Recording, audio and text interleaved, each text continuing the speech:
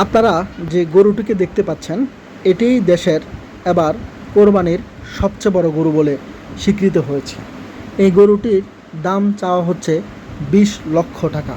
শুনে অবাক হলেও এটাই সত্য যে একটি গরুর দাম চাওয়া হচ্ছে 20 লক্ষ টাকা।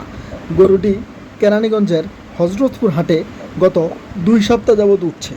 এখন পর্যন্ত গরুটির দাম হাঁকানো হয়েছে 16 লক্ষ টাকা, কিন্তু বিক্রেতা তা বিক্রি করছেন না।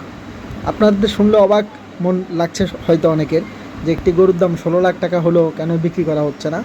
বিক্রেতা বলছেন তিনি গরুটিকে প্রায় 3 বছর লালন পালন করছেন এবং দৈনিক গরুটির পিছনে তার 6 থেকে 700 টাকা খরচ হয়েছে। তিনি বলেন গরুটি তার খুব আদরের, কিন্তু আমরা বাজারে গরুটিকে যখন দেখলাম যে সে সবসময় যেহেতু ফ্যানের নিচে রাখতেন গরুটিকে, গরুটি খুব রিল্যাক্স ছিল অথবা শান্তসভ্যভাবে ছিল, কিন্তু হাটে অনেক গরম থাকায় গরুটির মুখ দিয়ে লালা বের হচ্ছিল এবং আমি বারবার বলছিলাম যে একটা প্যানের ব্যবস্থা করা যায় কিনা, গরুটির যত কষ্ট হচ্ছে। তিনি বলছিলেন যে হাট কর্তৃপক্ষ তাকে এখনও ব্যবস্থা করে দিতে পারেনি, কিন্তু এতে গরুটির খুব কষ্ট হচ্ছে। যে আপনারা দেখছেন গরুটির মুখ দিয়ে লালা বের হয়ে যাচ্ছে।